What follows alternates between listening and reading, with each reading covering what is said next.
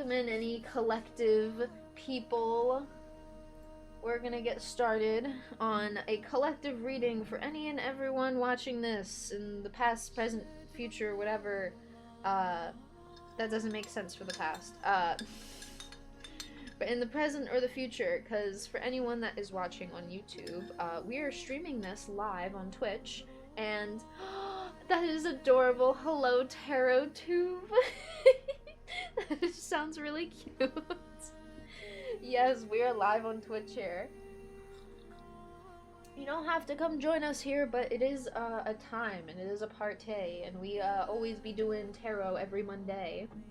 So, also for anyone just new and old Twitch peeps, tarot will always be on Monday, because I think that's how we can start our week off to a good week and just feel just a sense of community, a sense of, okay, we can fucking get through this type shit. And I just really like helping people start their week off strong. It helps me feel like I can start my week off strong. If we're both in this together, I believe we can do it. And excuse the flashing lights. I couldn't change the lights from the dancey lights yesterday, so this collective reading's basically a bit of a party. Let me make sure this camera is not compensating for low light when there's no low light. Okay, cool. Awesome. So, thank you all for being here. Honestly, truly. Every single time I get to read tarot, I'm just grateful for the fact that I get to bring these amazing tarot messages to you all. And I'm really grateful for anyone who has gotten a reading from me, whether you've purchased one or it's just been through the subscription or a free card, whatever it may be. I'm super glad I get to just get this knowledge out. Like, this is something I really am grateful for the fact that I can do. Because it was a little bit of a, oh, I can actually, like, read the tarot. It took a lot for me to be like, yes, bitch, you can. Sorry, can I say that on YouTube? Isn't it, like, 60 seconds or 90 seconds before you can start cursing in a YouTube video before it gets demonetized? I forget, like, exactly the new ruling on it, but there was like some stupid ruling where you couldn't curse in the first like couple minutes, or it was like 60 seconds, 60, 90 seconds. And also, if anyone's watching on YouTube, even now on Twitch, if you guys want some like educational tarot content, if you want to just learn tarot free on YouTube by my knowledge and sharing my knowledge on YouTube, leave a comment, let me know, because I just really want to provide my knowledge in a way, and if you guys want it, I'm just gonna do it in the best way I can, and it may just be rambling, or maybe just me rambling about all of the tarot stuff. So let's get into a really good shuffle here. I have a brand new tarot deck that is so fucking amazing, and I highly suggest anyone that's reading tarot, if you want to really move off of the beginner like spot per se, or just like knowledge, if you want to get off of beginner knowledge, the Star Tarot is perfect for that. It's perfect to get into intermediate, and if anyone's kind of at an intermediate level, to really get a good look at these like intermediate levels of tarot knowledge. And I'm glad all of you are here. Without further ado, clear, honest message for the entire collective of anyone watching who is watching or will be watching in the future. Thank you all for your time. I genuinely appreciate it. And hello. We're doing a 9-card reading, so this one's gonna take a while. We're gonna be here for probably 40 minutes here. Oh, hello? Oh, the world's really feeling it. So we're gonna dive into, I want to create change. I want to create action. Why do I feel so stagnant all the time when I want to create change and action? I could tell you why on a real world sense for these two cards. It's because a lot of oligarchies want us to feel like we can't do anything with our life. When I can go outside and twirl a hula hoop and no one's going to arrest me for it. But people want to sit here and make you believe that that's fucking gross cringe and you shouldn't ever be doing that ever, when I'm sitting here like, go fuck yourself, I'm having fun. And I think we have to have this go fuck yourself, I'm having fun energy, because I think everyone in the room can actually read that that person's a bit weird for telling me to not hoop in this whatever theoretical situation I came up with. I think we have a lot of like, how can I get past this? How can I push past this stupid bullshit? Because listen, my tarot is 100% gonna affect or reflect the real world and what's going on in it. It's not gonna hide, it's not gonna lie, it ain't gonna sugarcoat shit. So when we talk about the state of the world, I mean the world. Like, everything everyone's going through is all connected to greed, corruption, and a lot of unhealthy narcissism. I say unhealthy because all of us have a bit of narcissism in us. We all have to be selfish in a way. So the toxic narcissism and greed and corruption span all over the world. And I think we really kind of collectively are understanding we need each other no matter where we are. We are all neighbors because we are all here on the same planet. We all share the same home. And I think this is a big feeling everyone's having collectively. And I get the fear of, I don't know where to put this shit. I don't know what to do with this. Like, can I even do anything? Is my effort even, like, creating this big change? And I'm gonna say to anyone who feels like any small effort isn't creating big change, just know it is. I just need you to know it's creating big change. Because if everyone does something small and little, but it's billions of us doing that, that's a quite big of a change if it's just this tiny small thing that a bunch of people are doing. So whether it has to be like an action that inspires other people, I can 100% feel that everyone's feeling like, how can I get past this feeling of I can't create change, I can't create action, when you know you have every ability to, and every bit of like, just not like right to, but like the right to live your life kind of a feeling.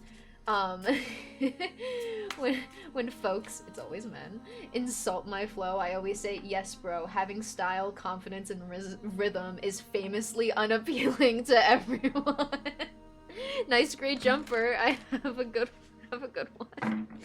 That's the greatest energy. That honestly explains what I'm feeling, that I feel like is a great call to a lot of you. Please believe that that person that's fucking, like, let's say you're the one doing flow arts, like Liam, and some bros, like, is gonna insult your shit. They're cringe. If they're gonna try and call you cringe, them acting that way is very not mature. It doesn't help anyone, it doesn't do anything for anyone, and in fact it's just wasting breath at that point. And I feel like we are getting into this very big wave of people kind of curious about their own power, but also curious if they even have the strength to carry this, yes bro, having style, confidence, and rhythm is a famously unappealing, like having that comeback and feeling like they can really like come back from these bullshit feelings. I call it bullshit feelings because it's not how you want to feel. You don't feel this way. It's like the world is making us feel a lot of different ways. And I'm gonna be honest, I think about every day whether like content creation is gonna continue to be like an okay career choice, because it's something that like I think about the state of the world and I don't know. I can't tell. I can't know exactly what the true answer is of what to do. But the biggest part of this that everyone's being asked for, or asked like for this, is just to kind of like truly trust your heart and follow what gets things done for you and what gets things done in the life that you want to create, because a big part of this is the life that you want to create. And you got to go out there and do it yourself, but sometimes you got to feel like you're the only one in the room that's pursuing all of that. What the fuck? What is this doubled energy here? Two of Cups, Two of Wands. Hello. We'll actually put the,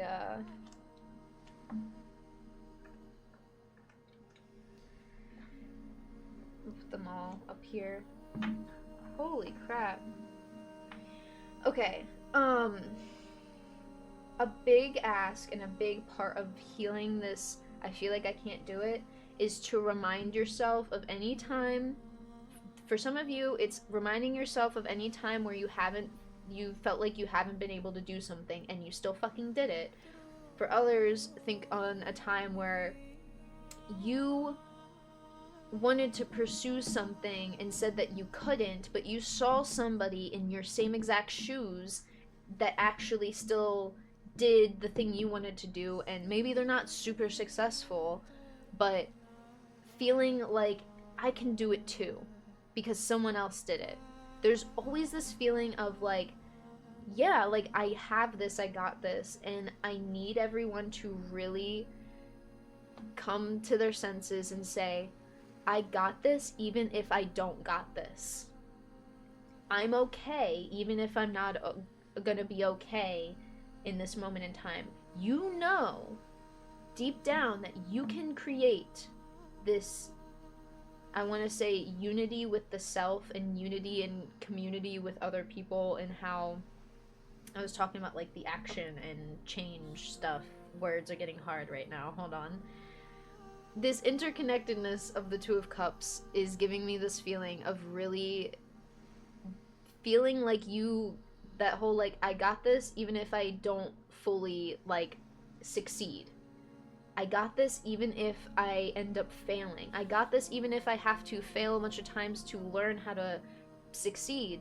And this is something that allows you to not focus on just the failure of the situation. It focuses on how can we rebuild if we end up failing? How can we be prepared, or how can we have these just general ideas to move forward with? Because everyone can get so caught up in all of the chaos and destruction of the world and forget that they have the full courage, strength, and ability to really, I want to say, be great in this aspects of these like productive things for the greater good. There's something about like, I don't know if I didn't word that properly. It's feeling great, being great for the greater good, in the sense of how you gotta be humble with, I'm going to succeed even if I have to fail a couple times. Because through those failures, you understand you're just learning things.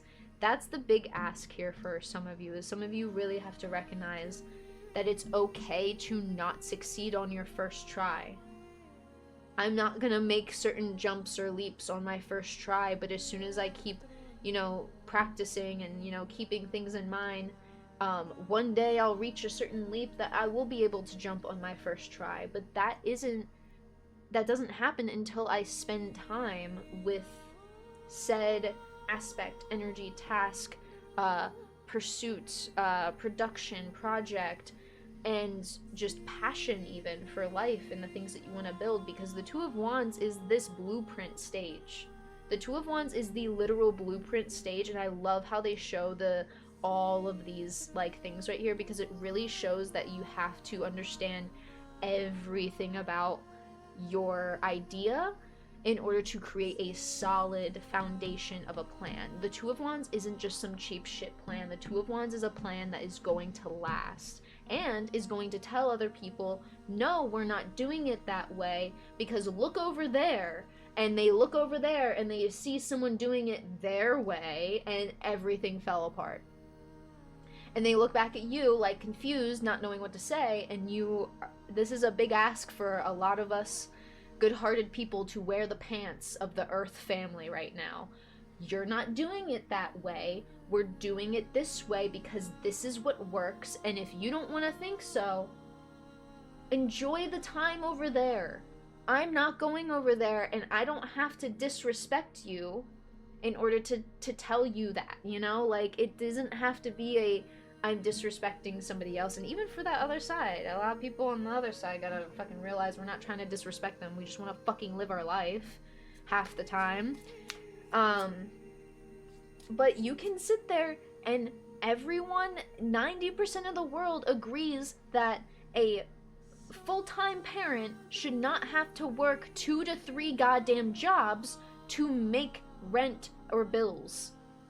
And then actually have something a little bit left over for the toys, the birthdays, the Christmases, all of that shit, you know? The way that things have become common and normal to not the world, to people, and other people convincing other people that that's normal. There are people who really think that you should just constantly get up in the morning, work your fucking whole soul out to a different company, and then come home, eat, and go to bed. Oh wait, maybe you can eat. But I don't know if you ate breakfast because you had to get up super early because you were super tired from the day before, and you're usually not hungry in the morning because there's so many hours that you're working in the day that you don't really feel like you can have time to have a nutritious meal, so you constantly eat all of this junk food, and then we're filling our stuff with bad stuff, and then that bad stuff makes us feel lethargic, which makes us feel lazy, makes us feel like we can't do shit. That's not normal. And what I like for a small shift that Twitch has done has been really turning the what is it, like turning the tide or turning a corner on touching grass. Like, we can joke about not touching grass, you know, oh, grass is cringe or whatever, but like, I can't sit there and have people tell me that, oh, I don't like going outside, touching grass is cringe, I don't want to go outside, and they genuinely don't go outside.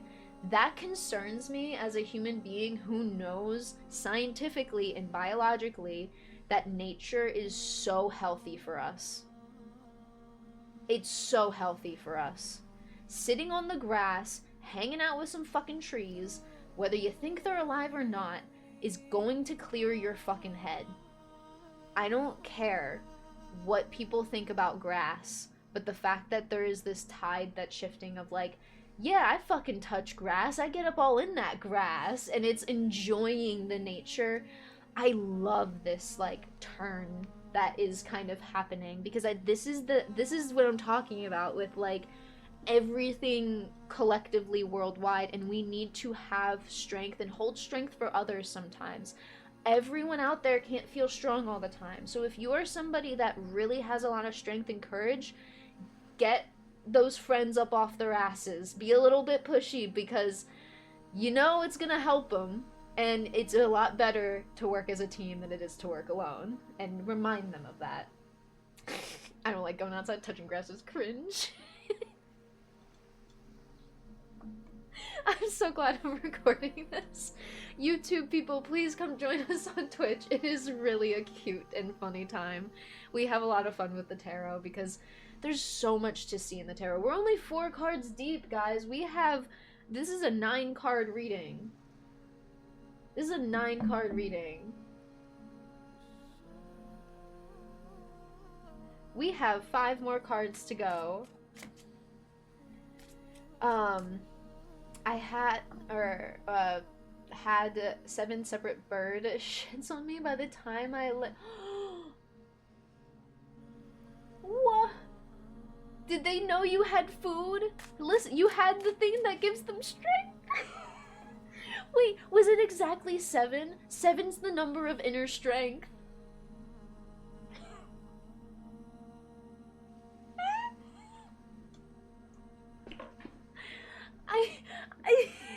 I don't want to make the connection, but Wait, wait.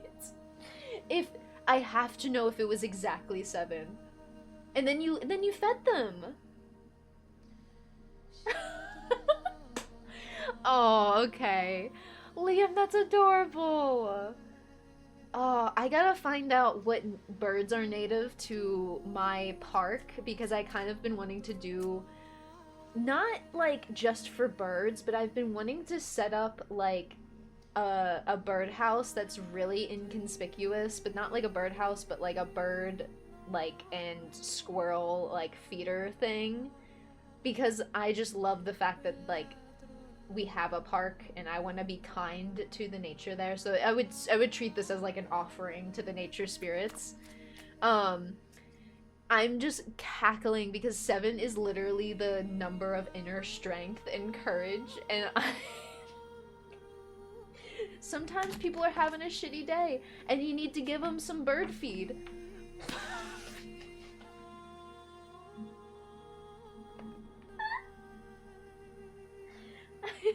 I'm so sorry. I'm so sorry. Oh, I want to loop this like music here.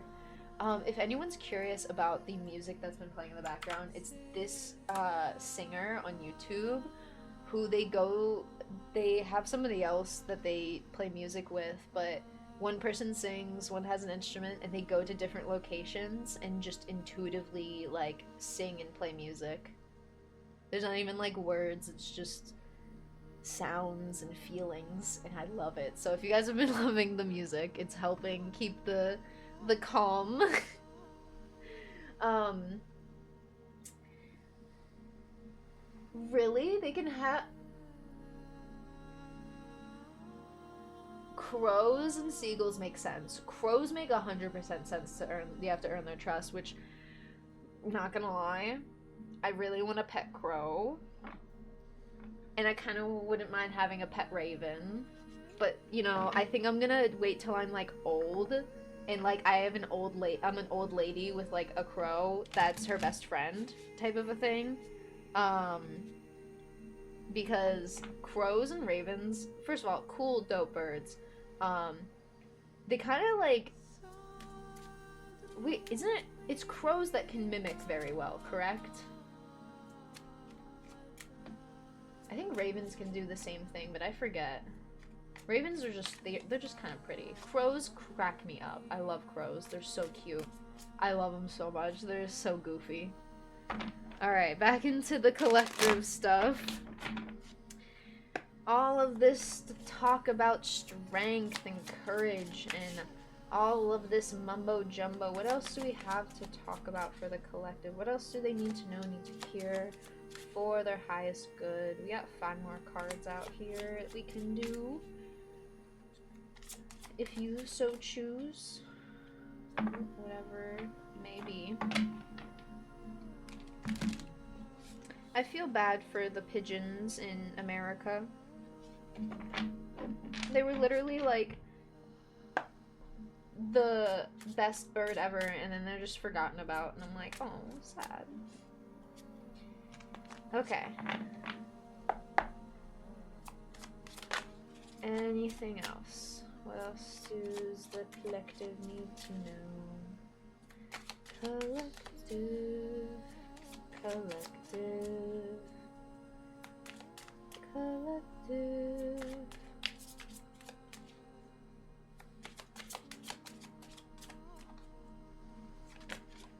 Oh, bro.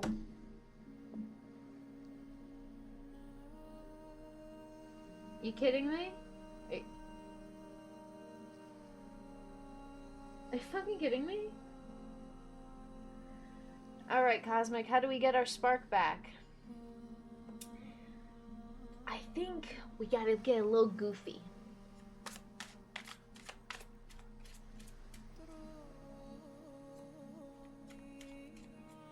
That's why ravens are cool. Okay, I kept forgetting which ones were like, because both of them were smart, but I knew crows were just goofy and ravens just like everything about them and the just type of bird they are, and like you said, how smart they are, just made me super curious.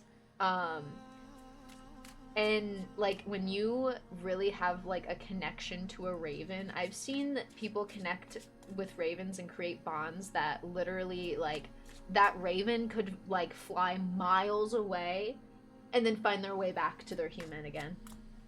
Like literally go travel south for the fucking winter and come back in the spring and know exactly which human is theirs. Like that's how smart I think ravens are.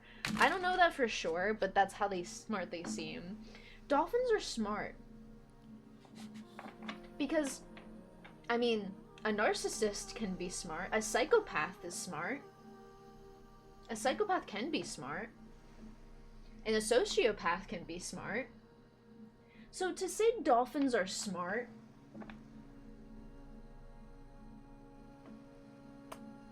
where are we talking? Them motherfuckers are psychos. They're the cutest little psychopaths ever.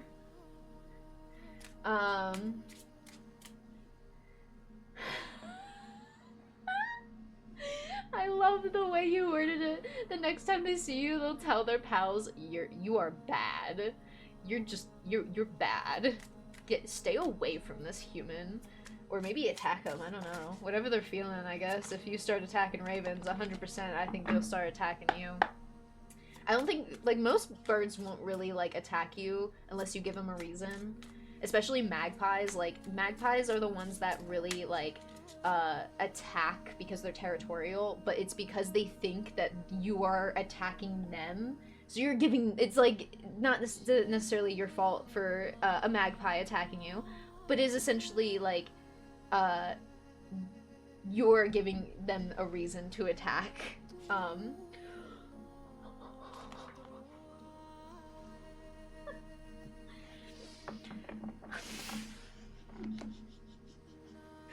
That poor Me Too movement. Oh god, they tried so hard.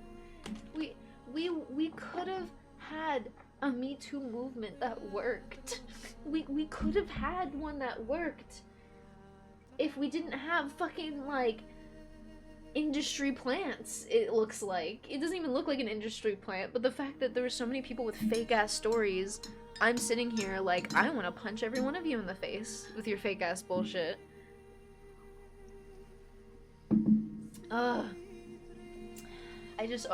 That poor movement, man.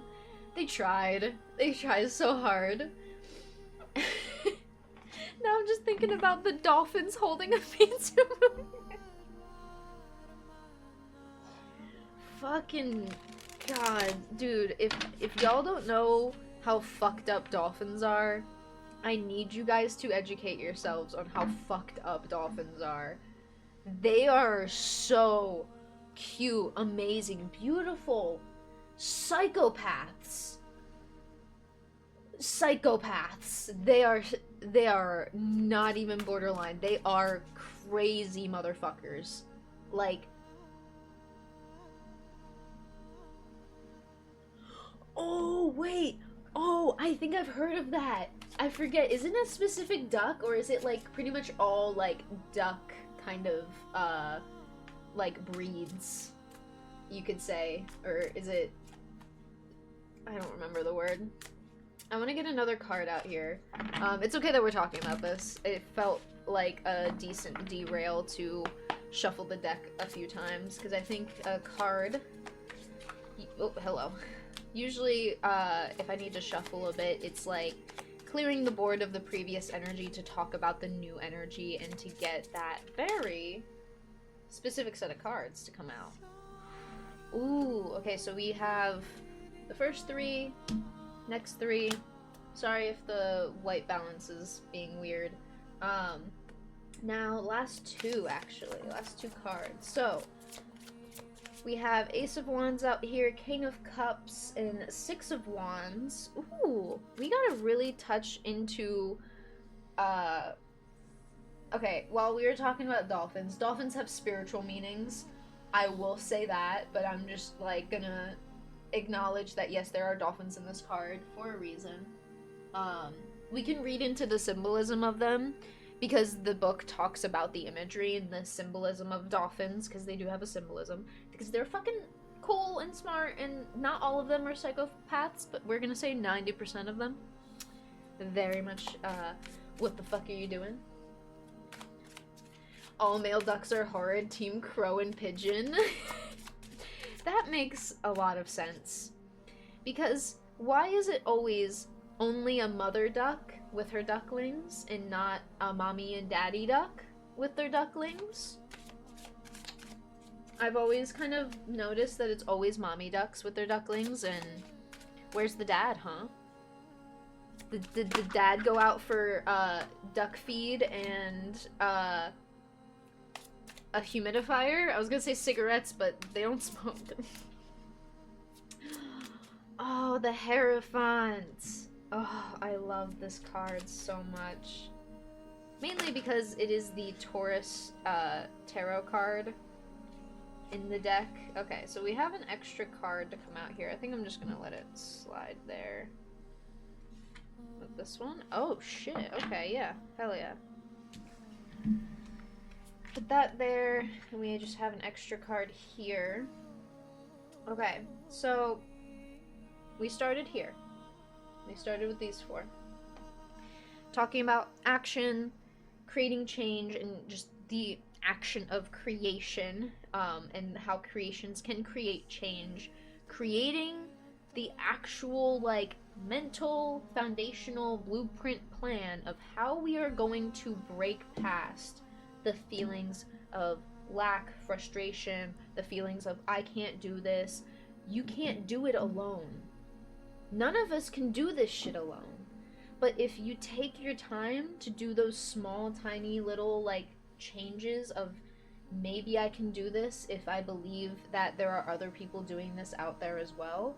There's a lot of people trying to not only help the world, help the earth, they're trying to help their neighbors. Like, especially in America, a lot of people are trying to just help their fucking neighbor. And I can't tell you how meaningful it is to see, like, genuine Christians coming out of the woodworks now, actually demonizing the extremist parts of their religion that have been just, like, so awfully used, and everything of, like, combining church and state. Like, most genuine Christians wouldn't be weirded out if they wanted to have the Bible in the classroom, that they would have other Bibles in the classroom. They would include all Bibles so kids can just educate themselves of, like, hey, this is the types of religions out there. There's a lot of weird, like, interconnectedness that's happening across the world, and it's through just calling out shitty behavior. Sorry, Liam, I just read your message. Damn! Ducks! Goddamn! What the duck? What the duck? Maybe that's why autocorrect does turn fuck into duck. 'Cause ducks be fucked, okay? Sorry. Let me get back to what I was talking about. The whole church and state thing that I'm kind of talking about is how, like, whether we have the Bible in the classroom at all or we don't, I don't think Christians genuinely care, because at the same time, everyone should just have the freedom to learn and live their life however they kind of want to, in a healthy, safe, and not hurting anyone else around them or themselves sort of way. I think this big shift, not just with, like, the Christians, is just a big example, but how a lot of people are accepting, hey, I don't really want to follow Christianity, but I get what you mean when you say God. Like, I get what Christians say when they're, like, talking about God and they say God's in everything. Like, I don't call it God, but I get it. Like, I fucking get what they're saying and feeling. And I think this is the biggest thing, that we're all really feeling our own humanity again. This is something that has been tried to been so fucking suppressed in every bit of society for hundreds of years. everyone in corruption, greed, and like toxic narcissism wants us to forget and put our humanity to the side, because that doesn't get things done. That doesn't follow the agenda. That doesn't make quota. Your quota isn't their quota. Your quota is the quota of fucking life. That's why Nine Pentacles is out here, because this truly represents the independence of everyone and the passion that everyone has for life. And I love the comment in there's like a trend on TikTok that went around pretty viral of there was I don't know who said this, but there was like a quote of someone saying, oh, what, people are just gonna work jobs because they're passionate about what they do? That doesn't exist. People aren't passionate about work they do. And there's literally so many people, like mechanics, teachers, even just professors, if we're gonna like kind of combine those two together. What was the example? There was like teachers, writers, artists, like just general managers. Like, people have passion for work, but they don't want to be worked to death. And I think when we understand that we are all feeling the same way, we can genuinely help thy neighbor to get through all of this bullshit. Because it's not about tackling this and creating this brand new, like, fucking perfect world, but it's about being able to build the strength not only within yourself, but within the community and communities that we have around us. That's the big call to action here with this King of Wands and this emotional maturity. It was never about winning.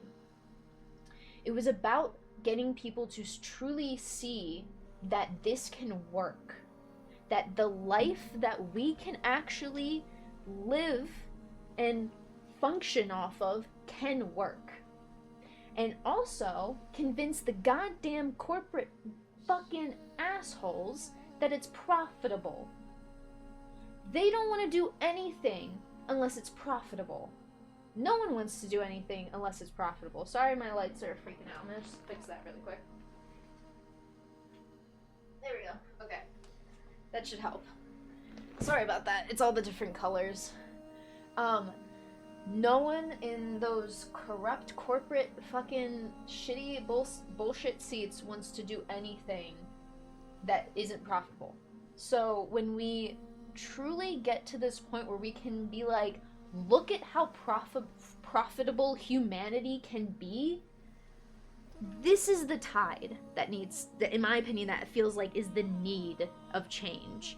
Because if we really play them at their own fucking game, we're gonna start seeing people invest in the actual shit we want them to invest in. Instead of investing in labor for people who are younger than me down below in South America, the blood that's on the desert of the Middle East, and the blood in between all of the oil bullshit in the deserts of the Middle East, and just the corruption of greed.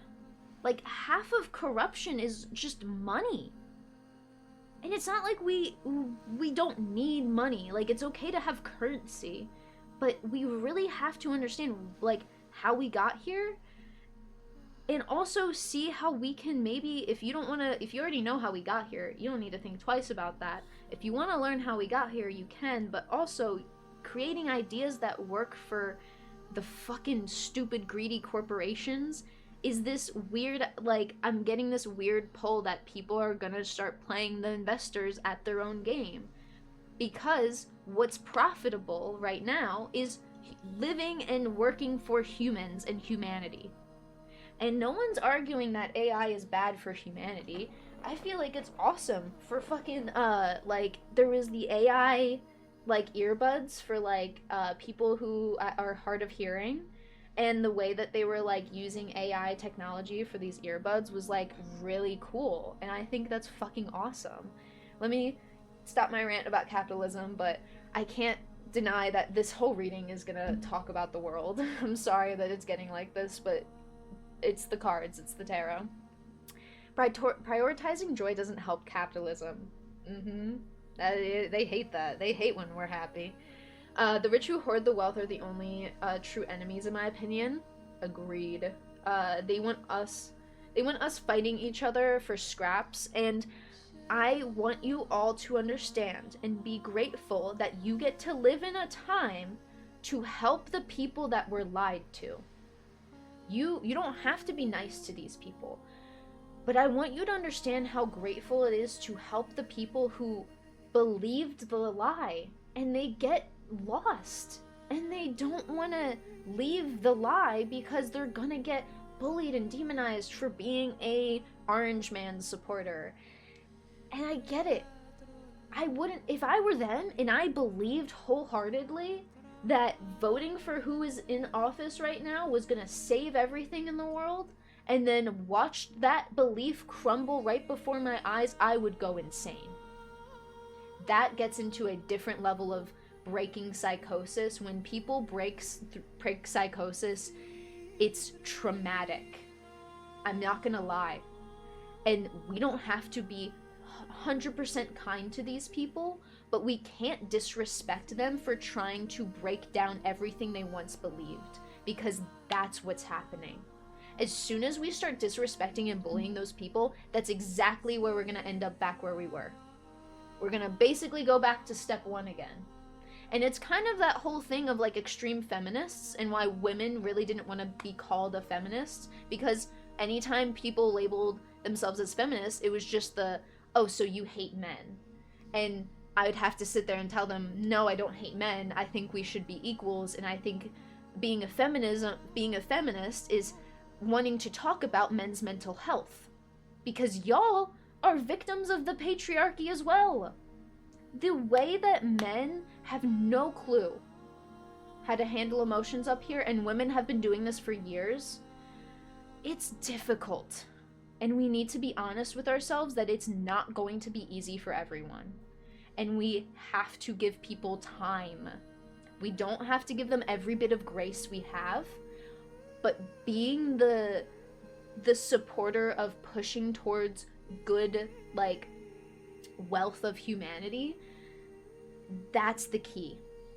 That's the true lesson of this Hierophant. The Hierophant is the teacher of life. It is the mentor of the tarot. It is the spiritual kind of teacher of this whole entire tarot deck. If you look up the actual definition of a Hierophant, it's essentially like a priest that is also a mentor. And being able to use all of these collective experiences to understand that we have to keep trying to keep this message going. It's not gonna happen overnight. It's not gonna happen in 5 months. It's not gonna happen in 4 years. Once that orange guy's out of office, we gotta keep going. We have to keep this momentum going. This is something that needs to stretch out 40 years. And then we'll see a lot of change. Not just like we won't see change until 40 years. It's you won't see a true big difference until like 20 to 40 years down the line. Because I'm gonna be honest, life when I was a kid in the early 2000s is very starkly different from how life is in 2025. And I think we gotta really learn that lesson right now. And see what change we create now, what's it gonna look like in 2045? We're gonna be older. Shit, yeah, we grow old all the time. Fuck it. But what's it gonna look like? Even if we're starting small, this small movement fills every one of our hearts with fucking soul and purpose. And a little bit of gratitude for life of like, fuck yeah, if I have something to live for, this is something to fucking live for and something to fight for, even if it's something small.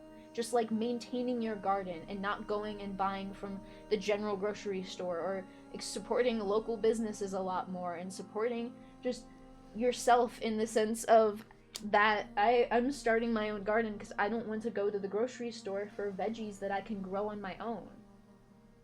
Like, I think I can just grow them on my own and eat from there, and then all I'm going to the grocery store for is like eggs and meat and shit, you know? Like simple stuff, or even like just seasonings. Like, I get why you and everyone can feel like there's so much that we can't do. But right when we hit that moment, everything everything is an opportunity. If you feel like you've lost everything, well then you have nowhere to look but up. And I think this Nine Pentacles is in reverse because it doesn't want you looking down on anything. Silly enough, I kind of see this Nine Pentacles being reversed, like, don't look too down on it. It's a looking back and reflecting that this is your independence that you're working for. Whether this changes overnight in the next 20 years, who gives a fuck? People will remember you. And I want you to know that even if it's not a bunch of people, people will remember you, and your friends will remember you, your family will remember you. And I hate to say at this moment in fucking time, history will fucking remember you. They will remember all of us. Every single one. I constantly think about my future children and like explaining where I am currently. Everything I do is to explain to them that I tried everything I could. Every part of my soul and my being, because that's who I am. You don't have to be me. You don't have to put your heart and soul into everything on this fight, or this fight per se. But you can put a little bit of your heart into yourself towards the fight. You don't have to save everyone. No one's asking you to, because I feel like if anyone's gonna ask you to, you step away from that and help yourself first. Help yourself, help your friends and family, the people you care and love about the most. Start there. That is going to create so much change. If everyone's starting there, think about how many families and just people and communities can change if we're all helping just where we can. We don't have to help everyone. And I don't know, Liam, was it you that said this? It may have been you that said this, but it could have been just one of you spiritual motherfuckers that I love in here. Someone said in my chat one day, if the world was full of mechanics, nothing would get done. We can't all be everything. That's why it's good that we're all different, because then we can get everything done. I work on my shit over here, you work on your shit over there, and everything's actually kind of functioning. And we work together to solve the obstacles that come about, because these obstacles are gonna come. Sounds silly to say, sorry. They're gonna come. They're gonna come. Sorry. Gotta get that little...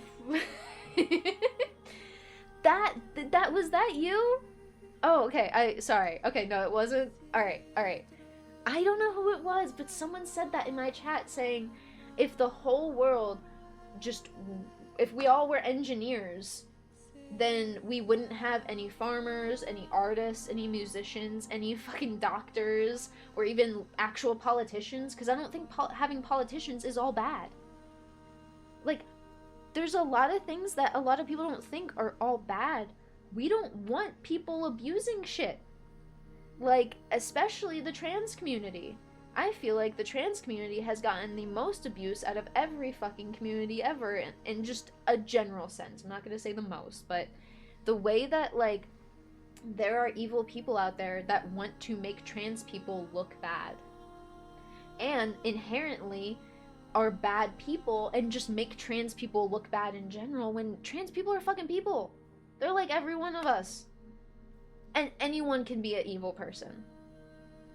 And I think that's the big thing to take away, is like understanding everyone can be an evil person. And even we've all done some evil shit or said some bad shit in our fucking days, especially as kids. I'm gonna be honest, every kid is a little shithead.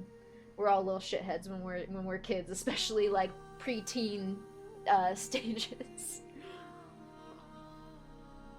But at the same time, that collective experience of,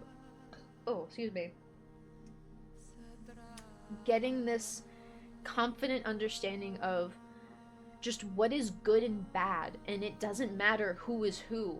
Yes, things may be more prevalent in males than females, or in females than males, or some things may be more prevalent in the LGBTQ, all of that community, the theys and the gays community, I call them.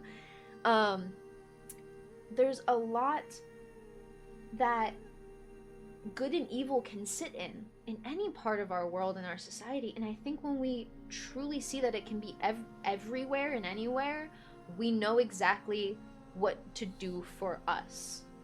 And it takes that whole, I want to say, limiting picture that people try to like force onto it. Like, it's not, oh, males versus females. It's like, break that out and look at the bigger picture, and you see that, oh, people are just evil, and here's why something may be more prevalent in males, and here's why something may be more prevalent in females. Or here's just the statistics that we have. It may not be everyone's story, but it's the statistics that are there. And just taking it literally as like that's what it is, and not placing like, oh, this percentile is exactly why all men are bad, or this percentile is exactly why all women are bad. And there's a show called Adolescence on Netflix that talks about a big problem with young men these days, and young boys believing a lot of the Andrew Tate red pill bullshit. And there's this 80-20 rule that is passed around, and it's basically this belief that you have to trick women into liking you. When also, first of all, the red pill society wants you to be with a woman, which is like, you can love whoever you want to love. I don't care who you want to lay your head down with at the end of the day, who you want to get in under the sheets with. You choose that out of love. That is love-based. I don't care what kind of person you want. You do it out of fucking love.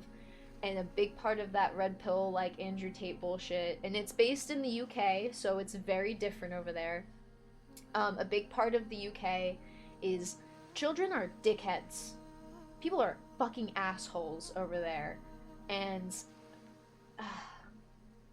Liam, if you have any education on young boys in the UK, you can, if you want to sum it up to one word or a couple words, I feel like since you are closer geographically over there, you'd probably have a bit more knowledge, but I don't know to 100% T. I've just met someone over in the UK before, a couple of people I've been friends with back in my like it was like middle school, early high school days. I had this one UK friend who just would tell me things about like where he lived, and I remember just being like, is shit really like that down there? And he goes, yeah, it is. And I'm like, damn, that's fucking wild. Like, I always thought it was like this, or I just didn't know, because I would always chalk it up to American public education. Oh, okay. Andrew Tate is very, really?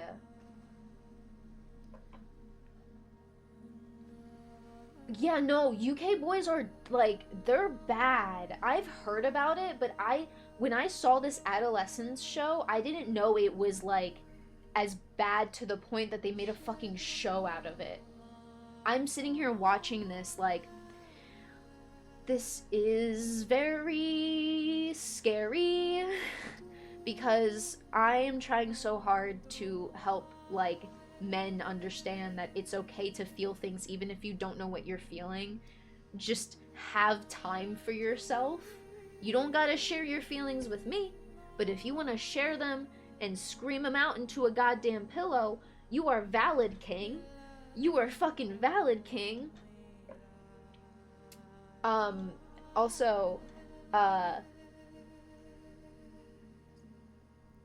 I want to say, with the whole, like, when people are gonna start actually dismantling the lie that they're believing, Joe Rogan recently said, yeah, guys, I think what the orange guy's doing is bad. I think it's getting bad. When I don't care how much shit you want to talk on Joe Rogan, I want Joe Rogan to acknowledge that he caused the pipeline. You caused this, Joe Rogan. You need to acknowledge that, and I will accept any sort of apology you have. That's the big thing. You acknowledge what you did, Joe Rogan, and Theo Von that you supported this orange guy, and you want to now say, he's bad, I think we should do something about it. We don't gotta be nice to Joe Rogan, but all we gotta do is get him to know the truth. That's the thing. You don't gotta be nice, but being disrespectful ain't gonna get the actual issue solved, isn't gonna get him to acknowledge and genuinely, like, this is also a theory of mine, a personal opinion. I think these people actually know what they're doing, whether they acknowledge it or not. I genuinely think that they somewhat know what they're doing and they don't care, because at the end of the day, if you're making enough money and you have enough people to protect you and your PR, you're gonna be fine. Oh, but it's hurting your PR probably, Joe Rogan, so maybe it's not fine. Anyway. It's not just okay, I already read that. He's the pipeline to Tate for many of them. Theo was more of a letdown for me. Same. Joe was always a bro earlier in his career. Theo came across as a decent guy, thoughtful even. And Theo was talking to people about mental health in such an open way that he was just like, I need answers to my questions. There's a lot of mental health podcasts with Theo Von where he's just like, I feel this, I'm experiencing this.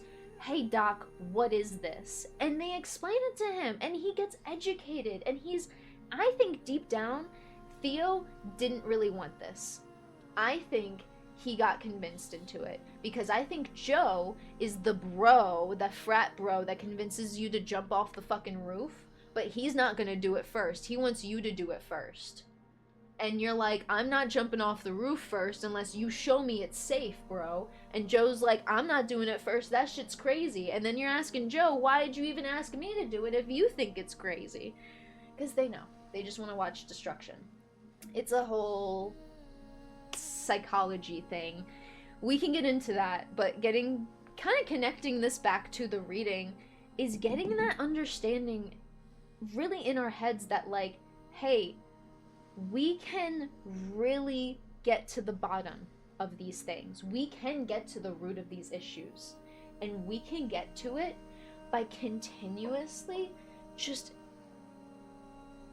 I want to say, kindly putting love into everything we do. We can sit here and we can literally point at someone saying, you did this, but I'm doing this because I love you and I think you're a good person and I don't want you to live a lie. I think people can be good people, and if you choose to live a lie, just go live it in your own lane. That's all we want. You can go over there. Don't harass anyone over here, because I'm not going to want to harass you if you don't harass me. That's how half this shit gets started. Welcome in, Parnaz. We're doing a collective reading, and it's really talking about the world here. We sat here the whole time getting into politics and the world because this is a sign of the times. I can't ignore this shit, guys. You have no idea how much history is being played out right before our eyes. I thought I was experiencing history in the 2008 fucking recession, because I was born in 1999, so I don't really remember 9/11, but that shit really kind of set a lot of standards for my conservative family when 9/11 hit. So all of this that's happening is genuinely gonna, like, this is being written down as we speak.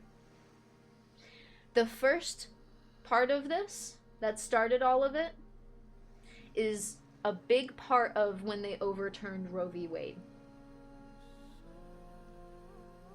Do you know how many years they've been trying to fucking do that?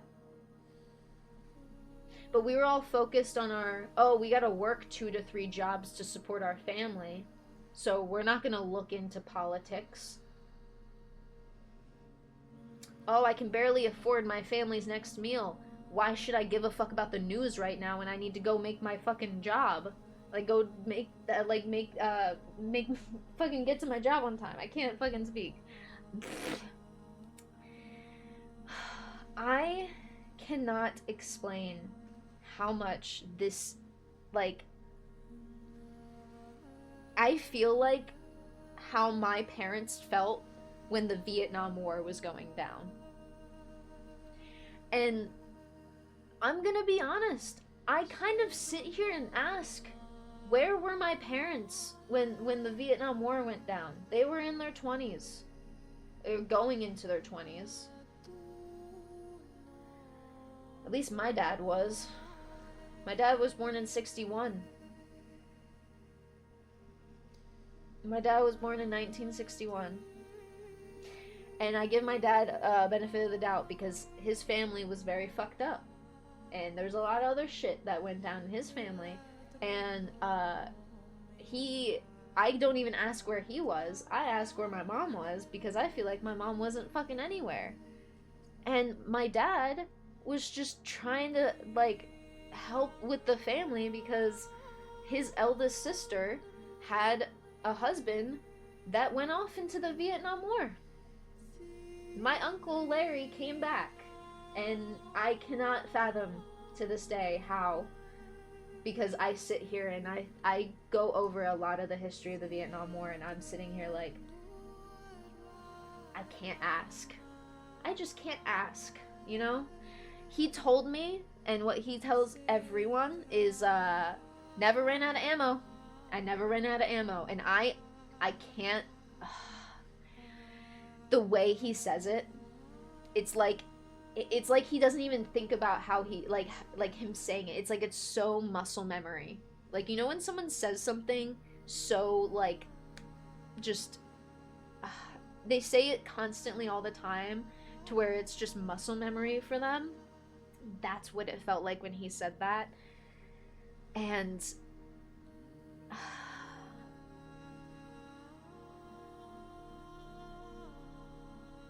I put myself in my Uncle Larry's shoes a lot to try and imagine. The only thing that would scare me to the core is being in those tunnels. Those tunnels.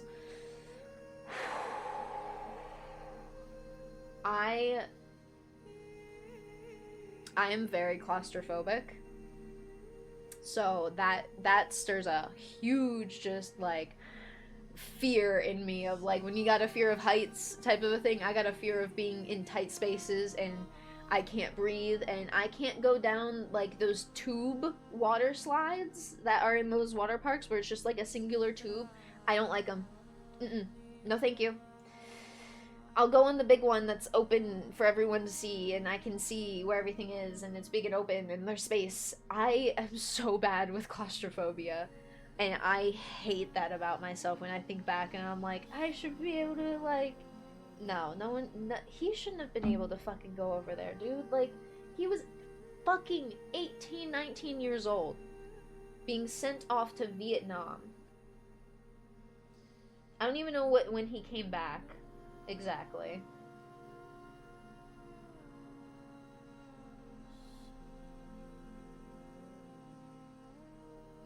But my family has got some goddamn grit because, well, listen, mental health is a thing.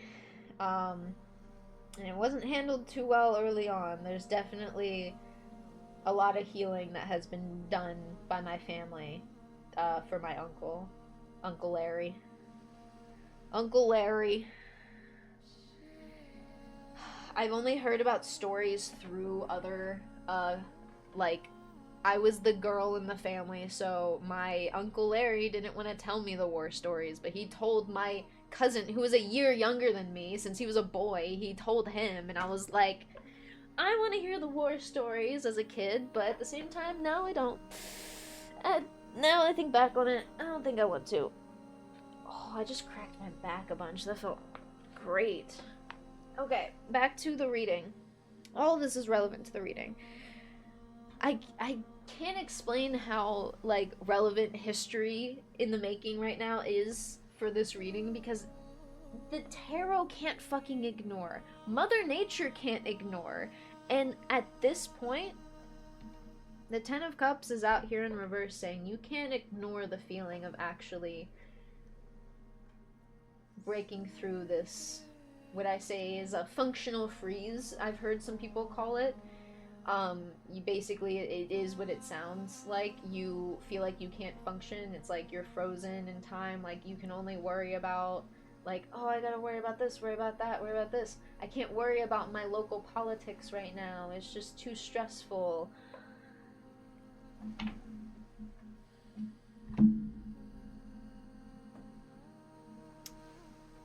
It's not that hard to share a donation link. It's not that hard to share a donation link. It's not. And I don't get it. I don't get it. I want all of you to look into what Macklemore is doing right now, because Macklemore has been the only, like, artist that has been actually, like, openly talking about the political state of just the world, really. And getting all of this out in this reading here, I think, is just probably cementing the fact that this is the moment in history to really stand up strong. And it feels like a play them at their own game, excuse me, and get to the truth. Talk about the truth. And the truth isn't good or bad, it's the truth. It is what it is. And there's no ignoring it, there's no denying it. That is what it is. If the person telling you blah blah blah blah blah, no it's not, and yelling at you, and you're like, okay, if you want, you can believe that. I'm just telling you that this is what it is. Here is the information I'm giving you. That's the biggest part about all of this, I feel. And I'm super, very grateful to, no way, Keith. We are literally, like, ending the reading. But I want to leave this with, like, 2 Oracle deck messages.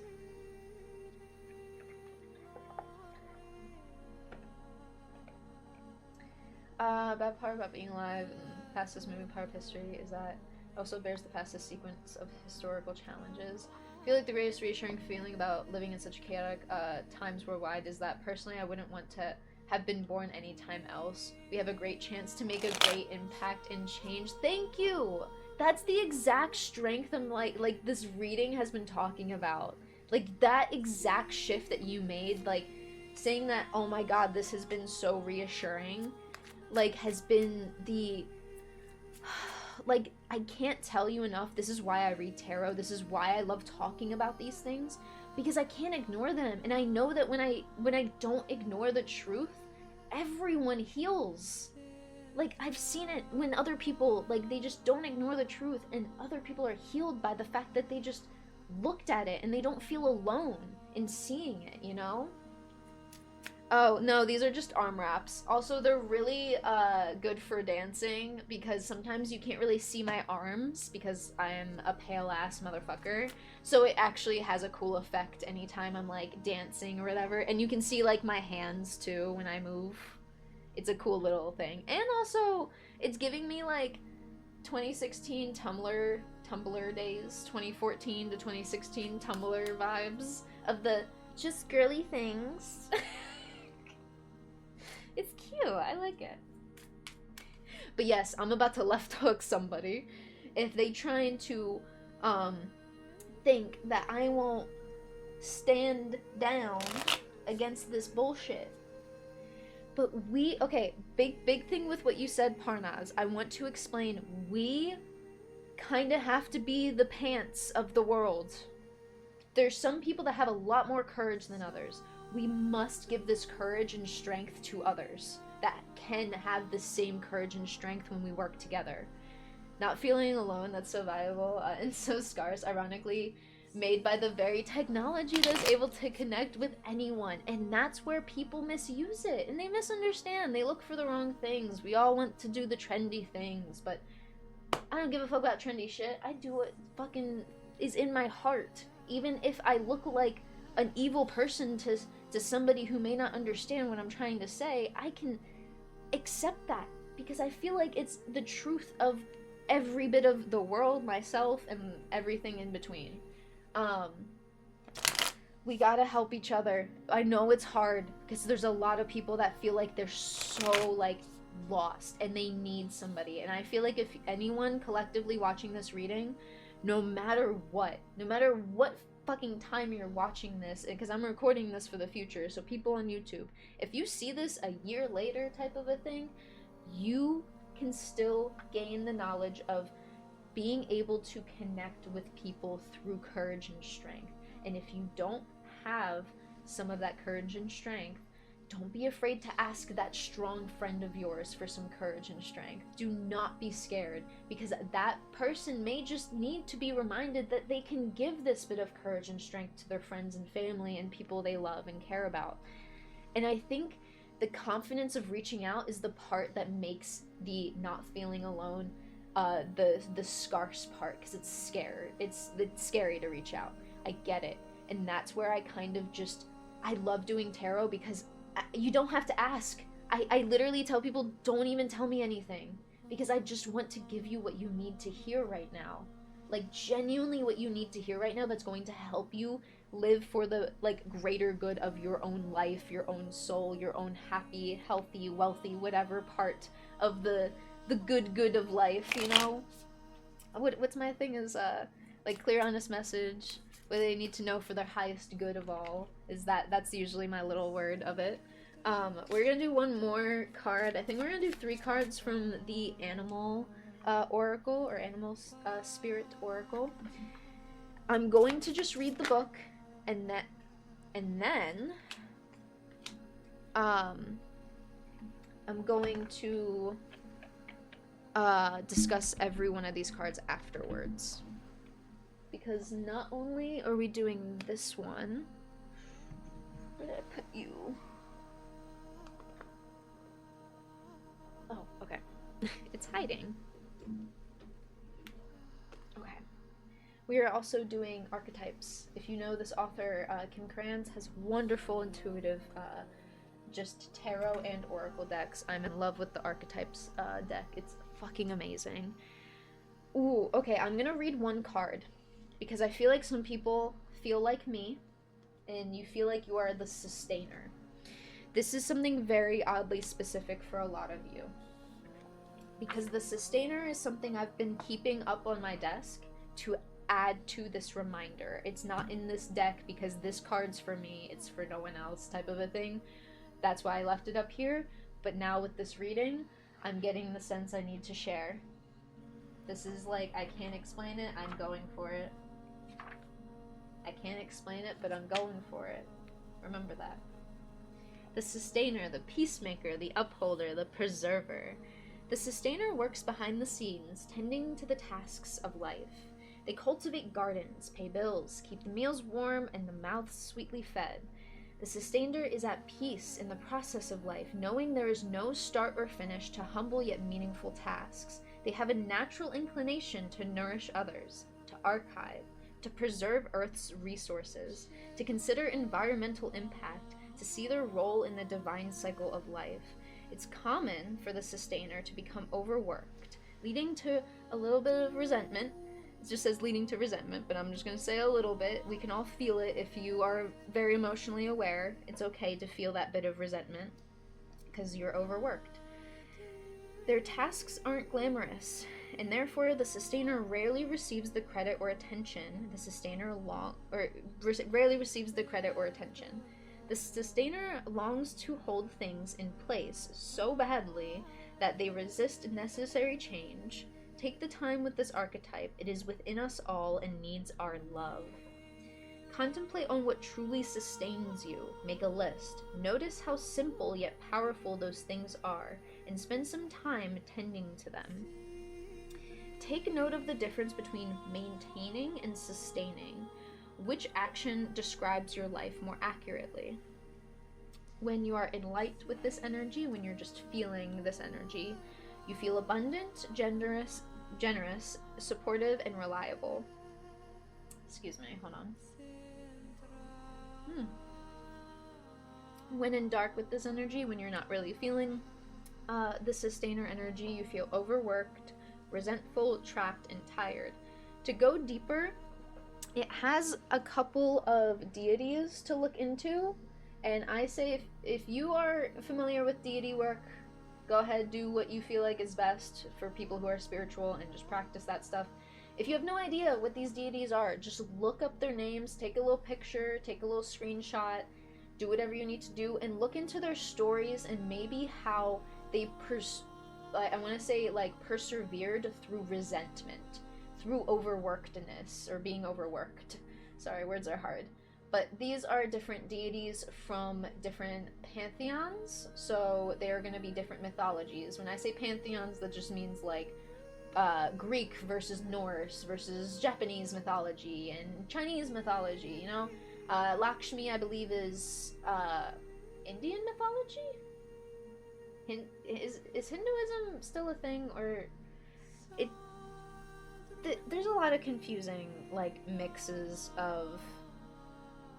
I'm mixing up words. Give me a second. Now I need to check. So I know what Lakshmi looks like. I just can't like fucking think. Hinduism, yes, okay. I learned the history of Hinduism and it made me like really confused because it seemed a lot like Buddhism in a way. Like the way Hinduism like came about was kind of like how Buddhism came about, which when I was a kid I was like, Buddhism doesn't seem real. They just think a guy is popular, and I was like, wait, no, that's not what it is. I was like 10 years old when I thought that. I just think that's really funny. Now my brain's just like, wait, what do we remember? It is the principal Hindu goddess and is fucking words. She's associated and is the goddess of wealth, fortune, prosperity, beauty, fertility, royal power, and abundance, and other things. If you want to look into it, look into their stories, look into stories told about them. Anytime I've looked into deities and just not only like, oh, they're the goddess of this or the god of that, they have stories alongside them that make them their goddess of wealth or goddess of fertility or whatever it may be. And I think that's a big thing to remind everyone here. Remind yourself constantly with all of that. Let's get into the actual cards for the reading. So I wanted to talk about that, but I don't want to leave it on the board just yet. I just want to see what else comes out here.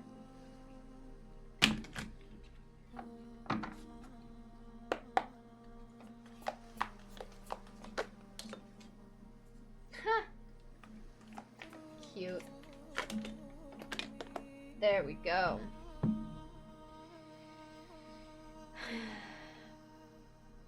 Okay. We'll leave it like that. There are 4 cards, by the way. Ooh, ooh.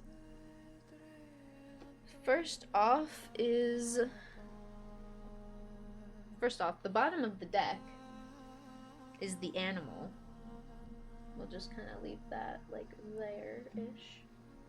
Oh, why is throne blank? I don't know why that's blank. I'm just gonna leave it like that. We're gonna go to the judge. I'm gonna start there.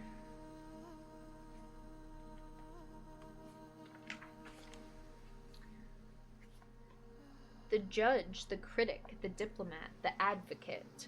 The judge has an incredibly important job. They work every waking hour of every day, helping us discern what is safe, true, and just. When this archetype remains unconscious or is captivated by fear, wise discernment turns into painful judgment of self and other.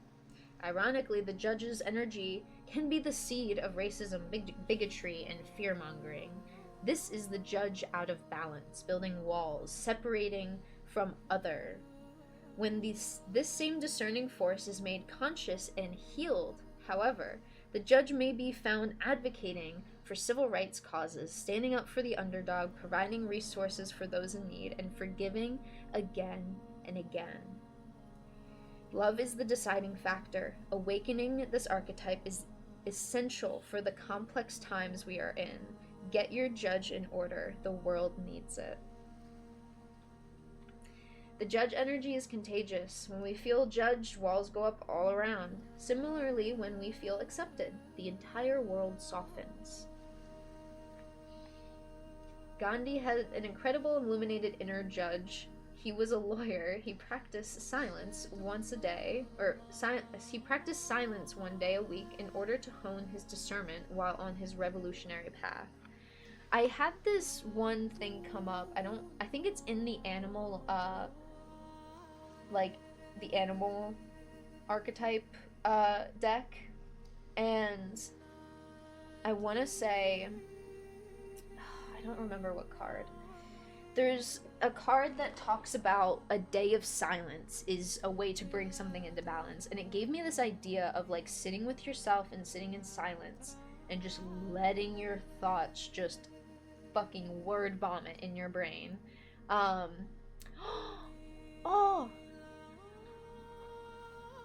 Oh, wait, that's cool. I didn't know that, Keith. Okay, if I'm ever, like, saying something uneducated, please feel free to educate stuff. And I totally am so accepting of Christians here. We were talking about that earlier. And I get what you mean when y'all say God. Like, I get it. Like, I have that, like, it's not, I don't know if it's God to me, but, like, I know what you're talking about. I feel that energy all around me, too. Like, I just wanted to say that, because this is so synchronistic. I can't express this enough. Making a list of what sustains you and what nourishes you is life-changing. Yes.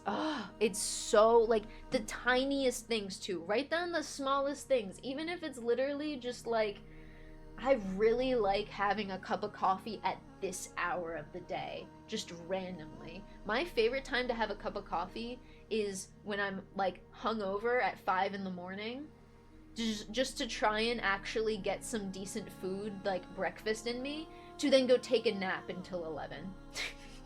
Like, it's the tiniest thing of, like, watching the sunrise while being super eepy and just this warm, satisfying cup of coffee, just tasty. The tiniest, smallest things can just keep us not only fulfilled, but the things that we are fulfilled by, I feel like, can sustain us as well, if that makes sense. Let me read the little bottom here. I'll actually read it with you guys. When in light, you feel discernment, advocacy, right action, and compassion. When in dark, you feel critical, punishing, unforgiving, and wall building. To go deeper, Osiris and the white feather of Ma'at. Okay, I've been learning Japanese, so I'm learning, like, pronunciations better. Usually I would just say Matt, but now my brain's like Ma'at. I see it now. The white people English. So limiting.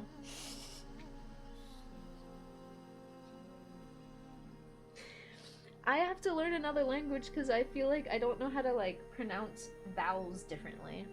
I feel like I know how to pronounce vowels in the English language, but, like, there's so many different sounds in different languages.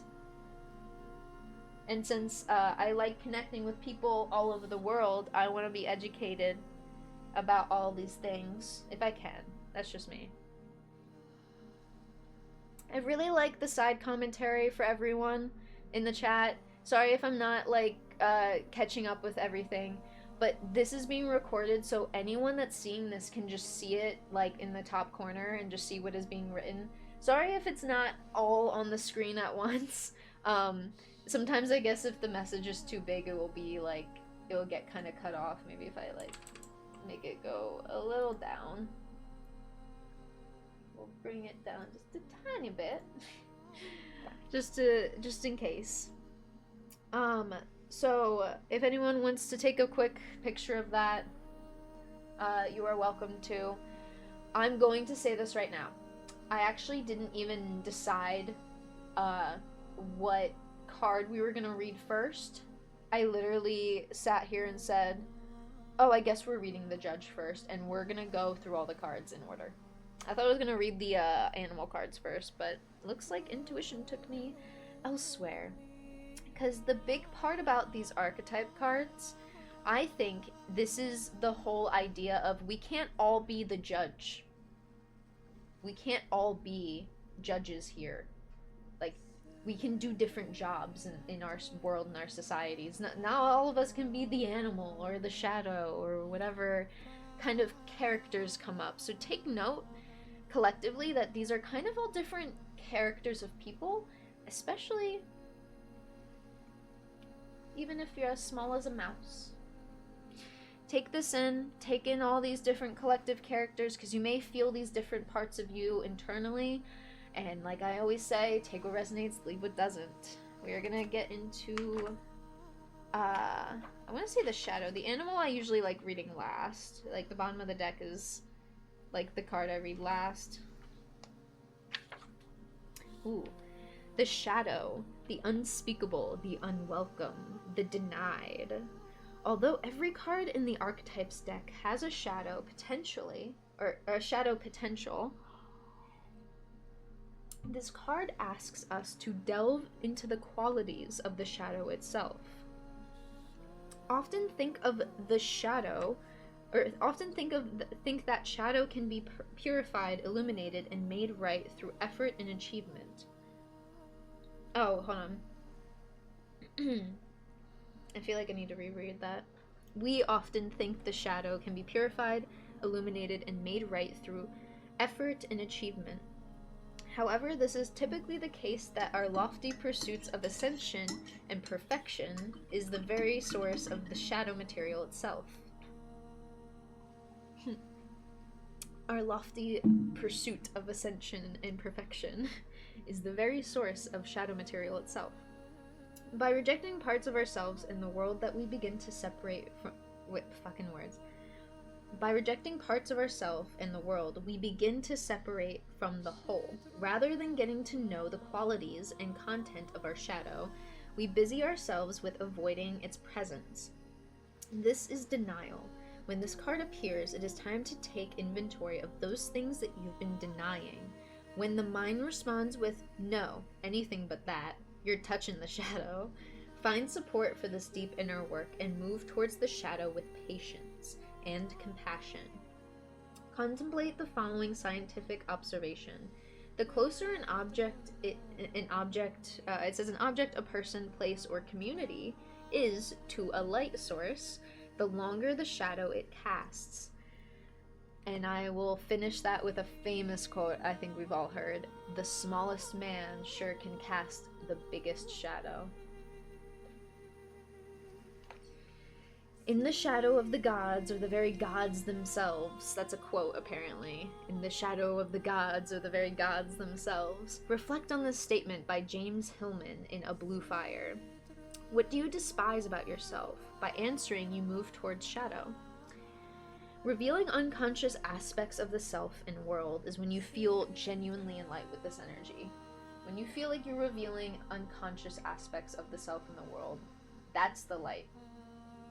Denying it is sitting in that, like, darker part of the shadow. And I'm gonna look into this going deeper one. Owning Your Own Shadow by R. Johnson. I don't know who that is, but I want to reread some stuff here.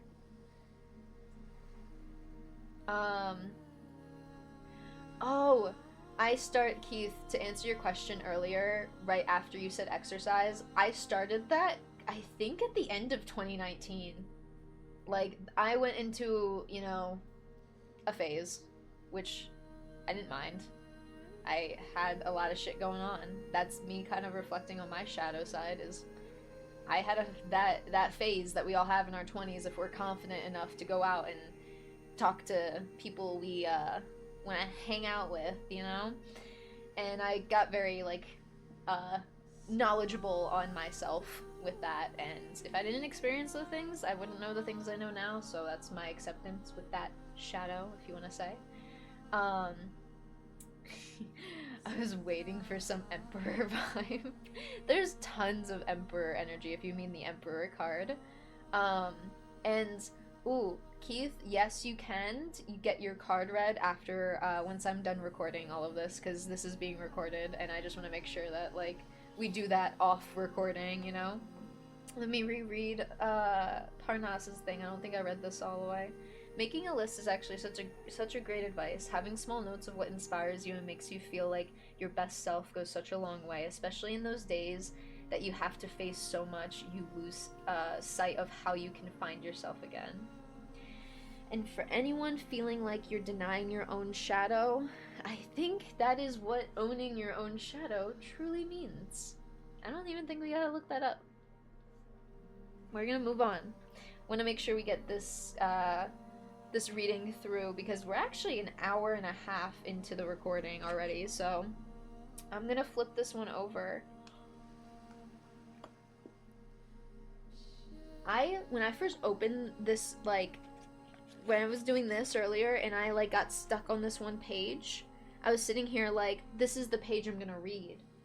And I was like, no, it's not. And it was the siren page. I don't know if it caught it on camera at all. I'd have to really look. Because I was like, yeah, I was like here. And I remember like seeing the animal and I was like, oh yeah, no, not like, I thought this was what I was gonna read, and I was like, that's not the right card. And I was like, oh wait, that's that card. And I thought I was just confused. I didn't know that the siren was gonna be the actual... Listen, we all are going through so many different archetypes right now. Please do not doubt the strength and courage that you guys have within your own selves to do this just for you. You don't gotta help everyone. You can help you first, okay? Hold on, what was that? It's a manual for self-love. We are more complex than IKEA furniture. How come only... Wait, you could call that IKEA furniture, and I can't help but think the missing goddamn screws. That one screw you're missing, or the two, or where'd they go? And then you're building, you continue to build, and then you randomly have 2 extra screws. Huh? How did we do it? Alright, the siren, the temptress, the seducer, the femme fatale. I like the way they say that. I don't know what exactly that means. I've never seen this set of words until I saw this card in this deck. I never really looked into it. Hold on. I'm kind of curious now.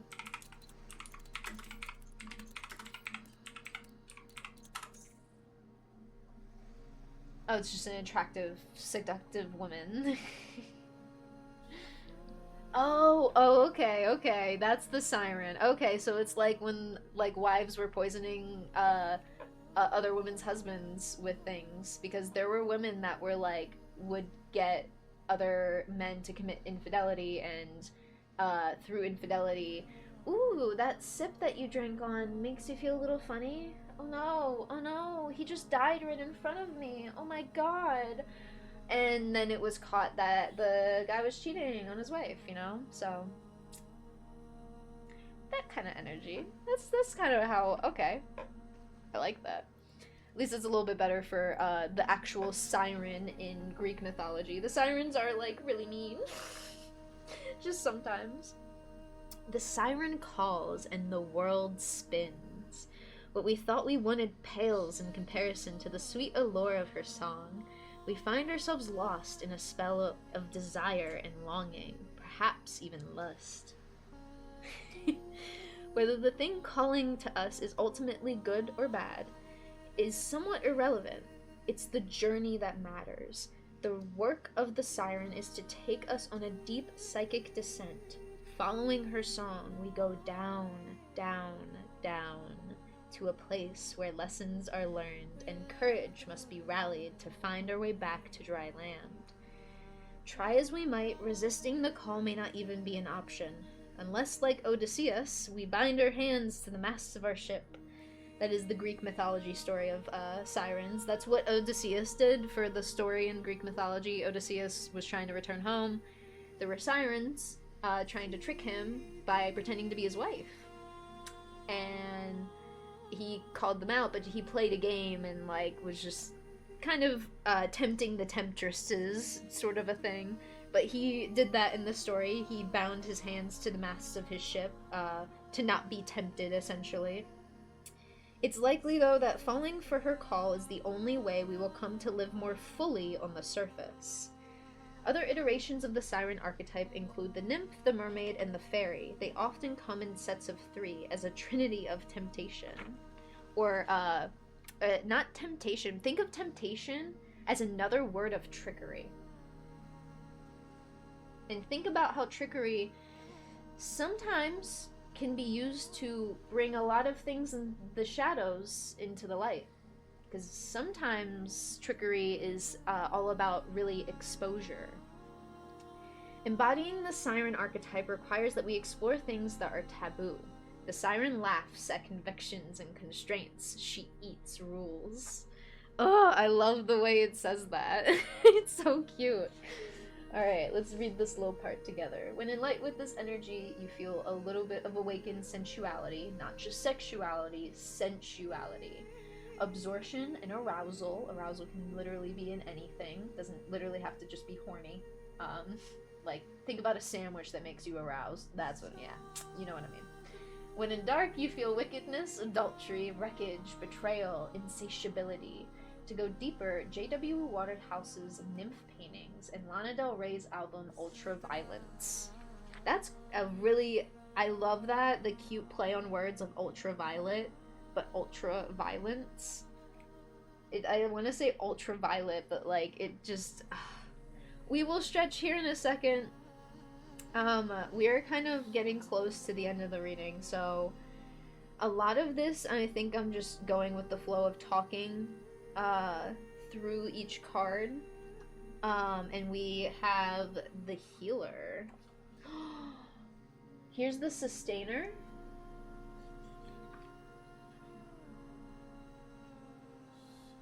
When I say the sustainer, sometimes has to be the healer. Oh, there's a lot of archetypes here. Thank you for caring about my mental or my physical health as well. Peeps, I appreciate you. The healer, the light worker, the gifted, the old soul. Though some claim the work of the healer as their gift and name it as their dharma, which is another word for your purpose per se. Or if Keith, if you want to explain dharma, if you feel like you don't have to, I'm not gonna force you to. Because I guess it's like it is kind of your purpose in life, your divine purpose per se. Some claim the healer as their dharma. The force of this archetype is within everyone. It is our natural inclination to remember, to return to, and to reclaim that central and eternal life force from which we so easily drift away.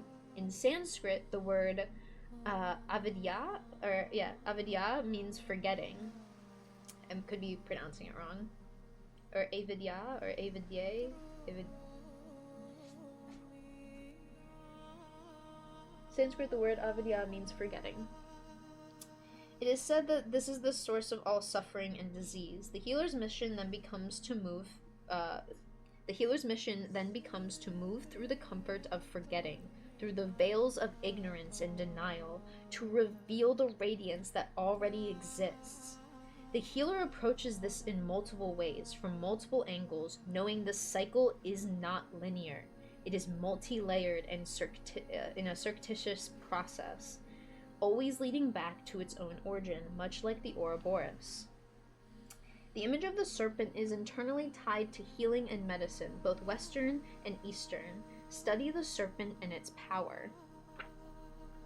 The wounded healer is not someone who is wounded and is now healed. A wounded healer is someone who continues to courageously break open the self and ego as a means for deep integration.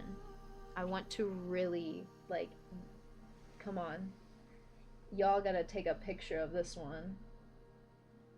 Hold on, let's get it. The wounded healer is not someone who was wounded and is now healed. It is someone who continues to courageously break open the self and ego as a means for deep integration. Never forget that. That helped me so much in my spiritual practice. So fucking much. When in light, you feel self-contained, grateful, and awake. When in dark, you feel tired, needy, forgetting your own practice. And like again, I said, there's some deities that you gotta look into. These are different deity names that you can take a picture of, look into, and look into stories. the archetypes of these deities is very, very, very prevalent here. So, we are gonna get into, I think I'm gonna go backwards here. We've been going backwards, kind of, so I'm gonna, oh, no, wait.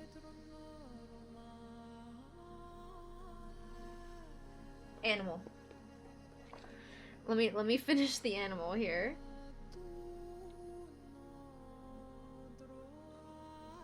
Where's the... I just had it, right?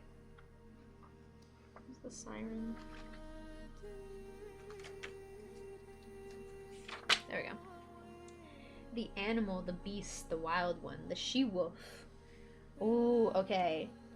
No, this is for the last one. Okay, I see what they're doing. I see what they're doing. We're gonna leave it at that. We have the fire ant here. I always love the watercolor look to these cards. That's my favorite part about them. So cute. There's the lizard. The fire ant. Aggression, rigid thinking, following orders. Fire ant energy flares up without us noticing. It's the force that attracts us to people and situations that feed our imbalances rather than those that counter them. Gossiping and blaming are a few indicators that misaligned fire ant energy is at play.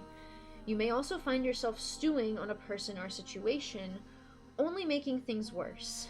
How can you break free from the drama and cool down? Fire ants are surprisingly sensitive. Don't pretend the heat isn't getting to you. When in balance, you feel thoughtful and disciplined. When out of balance, you argue, excess heat, and gossips. To bring into balance, solo time and walks at night. I like that. The moon energy. I think I just want to move on to the mouse. Which one's the mouse? All of these I feel like are really important to different people here, and like how you guys explore the world and how you take care of yourself in this world. You all have different ways that you want to like explore it, take care of it, and pursue all of the things we've talked about so far. I'm really fucking super glad, so fucking glad that you guys are just like taking all of this in and providing some like side commentary as well. I'm very grateful for all of the little things that everyone's been saying, every single one of you. Just the little comments, and also who was it earlier? Oh yeah, Liam, just like silly side commentary that still kind of is relevant. We can have a little side commentary in tarot. The mouse, detail-oriented, small-minded, nitpicky, nervous. The mouse has an innate desire to tend to the details. It often spends its days fixing, preparing, organizing, and scrutinizing. Unfortunately, a mouse personality doesn't notice when they've gone too far. Soon they begin to have a limited and fearful vision of life, and try to control every detail. This can be quite a painful experience for both the mouse and those around them. When the mouse energy is at play, step back for a moment. It may be time to find a more purposeful project to delve into, one that's worthy of your exacting eye. When in balance with this energy, you feel organized, resourceful, and prepared. When you feel out of balance, you feel busy with no purpose. Maybe needing to asking yourself why again. Why am I doing this? And you may have a purpose for it. You may have just forgotten. To bring into balance a meaningful project. This has been such a beautifully synchronistic reading, and like, I'm so proud of every single one of you. And I am proud of all of you, anyone who's older than me. I'm 25, turning 26 in May. You guys have worked your fucking asses off to just keep your shit together, and I'm fucking proud of you, and you have shown a lot of strength that gives me strength. Anyone older than me gives me strength, that they're still kicking and moving through this shit, okay? I am so grateful that you are fucking still alive and kicking and amazing, just as your human being self. Thank you for being here, and thank you for listening. We are getting to the end here. Instinctual, sensitive to the subtle, dreamer is the lizard. The lizard is an expert in the realm of sensory perception, as if it has a sixth sense. The lizard hears what is yet to be spoken, and sees what is yet to manifest. Although this is an amazing gift, it can easily wear the lizard down. Big crowds, lots of travel, and overstimulation will drain a lizard of their magical essence. This card is an indication to pull back from the bright lights and big city and to return to the inner artist who's been whispering your name. When in balance, when in balance with this energy, you feel artistic, telepathic, and spiritual. When out of balance, you feel elusive, non-committal, and flaky. To bring into balance a creative project, something that tickles the senses, per se. Now, all of this led up to the animal card, and I saved this for last because this is the collective card. This one's for everyone. This one needs to be heard by everyone. This one just is like a card that needs to be read, said, and even just experienced. I can't express enough of how that's what I felt when I just read the beast, the wild one, the she-wolf. Ooh, okay. We are mammals. The hair on our chest and between our legs reminds us so. We try hard to deny our unrefined animalistic nature, yet through this archetype we tap into power and direction. Activating the animal within means reawakening our relationship to nature in the most broad and embodied sense. Drinking from waterfalls, roaring at the moon, opening eyes underwater, eating berries from the vine. The life force of our planet begs us to set down the devices and the constraints and the social constructs. It doesn't mean set down devices exactly, maybe social constructs with how we use our devices, like Parnas was saying. We have a technology that connects us so easily, but yet we're so scarce to find people to connect to. Set down the devices, the constraints, and the social constructs, and remember the warm blood that pulses through our veins. The animal longs for breath, food, procreation, and physicality. It wants soil under our nails and starlight on our skin. If this all sounds terribly unsophisticated to you, take note that it is said that when Buddha became enlightened, he roared like a great lion. I don't know why I feel like he was yawning.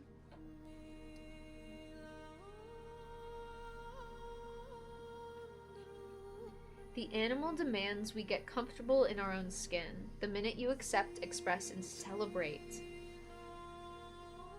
the moment you celebrate it truly and feel it, the minute you accept, express, and celebrate the physical body, you tap into animal energy. And I feel like that's where we fall in love with the sense of being human. And I constantly sit here and I say, every single person I see that follows me, like, you are a living, breathing person. Unless it's proven to be otherwise, obviously. Like, you are living and breathing to me. Like, every single human being that talks into my chat. I can't ignore that fact. Notice your resistance to the animal within. Where does it come from? What has kept you from doing? Or what has kept you from doing, Wild One? Or what has it kept you from doing, Wild One? Sorry. Words are hard.